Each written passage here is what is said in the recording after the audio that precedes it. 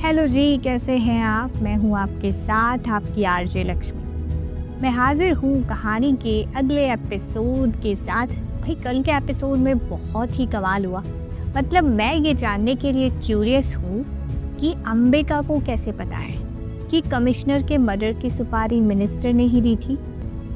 चलिए जल्दी से कहानी का अगला एपिसोड शुरू करते हैं। Dangerous girl episode 8। Ambika minister के घर के पास खड़ी थी।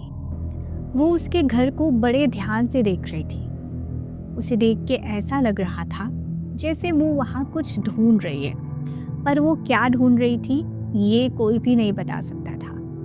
वो थोड़ी देर तक उसके घर को देखती रही, फिर उसने किसी को मैसेज किया जिसमें लिखा था काम हो गया।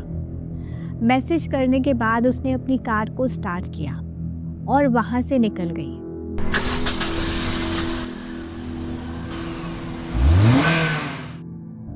लेकिन मिनिस्टर अब भी ये सोच रहा था कि अंबिका को उसके बारे में कैसे पता चला। क्या कोई था जो अंबिका को सब कुछ बता रहा था? वो इस बात का पता लगाना चाहता था, लेकिन फिलहाल के लिए उसके पास कोई रास्ता नहीं था। उसके दिमाग में कुछ चल रहा था। उसने फिर से मुन्ना को फोन किया। मुन्ना ने फोन उठाया और कहा, क्या हुआ मिनिस्टर साहब, क्या कोई प्रॉब्लम है? मिनिस्टर ने कहा, देखो मुन्ना, तुम जितने पैसे कहोगे मैं उतने तुम्हें देने के लिए तैयार हूँ, लेकिन तुम्हें मेरा एक और काम करना होगा। कैसा काम? अंबिका सिंह को रास्ते से हटाना है।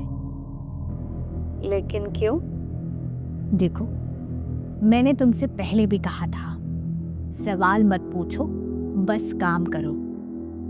मिनिस्टर ने बिना कुछ सुने फोन काट दिया था। मुन्ना ने फिर से डेंजरस गर्ल को फोन किया।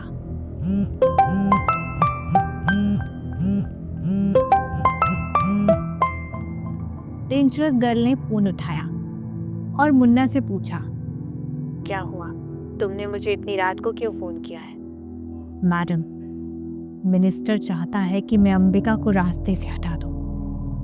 तुम ऐसा कुछ नहीं करोगे। मुझे मालूम है मैम, इसीलिए तो आपको फोन किया है। ठीक है, मैं कुछ करती हूँ। डेंजरस गर्ल फोन काट चुकी थी। मुन्ना के चेहरे पे एक बार फिर से शातिर स्माइल आ गई थी। उसने मन में कहा, बेचारा मिनिस्टर, उसे तो ये भी नहीं पता कि उसकी जिंदगी अब मौत से भी बदतर हो जाएगी। डेंजरस गर्ल के हाथ में कॉफी का ग्लास था। वो कॉफी पीते पीते कुछ सोच रही थी। उसने अपना फोन उठाया और एक लड़की को मैसेज किया।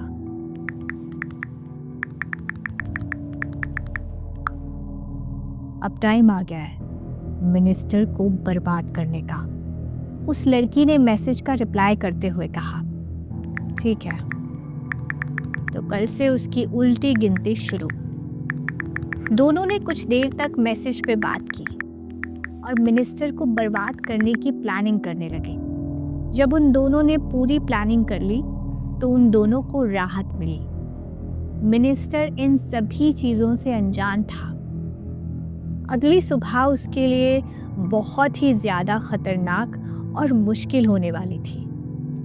मिनिस्टर अपने हाथ में वाइन का ग्लास लिए उसे एंजॉय कर रहा था। उसे यकीन था कि मुन्ना उसका काम जरूर करेगा। इसी उम्मीद के साथ उसने अपने वाइन को एक ही झटके में खत्म कर दिया और अपने कमरे में सुकून की नींद सोने चला गया। क्या लगता है आपको, अंबिका मिनिस्टर से पंगा क्यों ले रही थी? क्या अंबिका और मिनिस्टर के बीच कुछ ऐसा था जो किसी को नहीं पता? सवाल ये भी है कि डेंजरस गर्ल उसका साथ क्यों दे रही है? क्या वो दोनों एक दूसरे को जानते थे?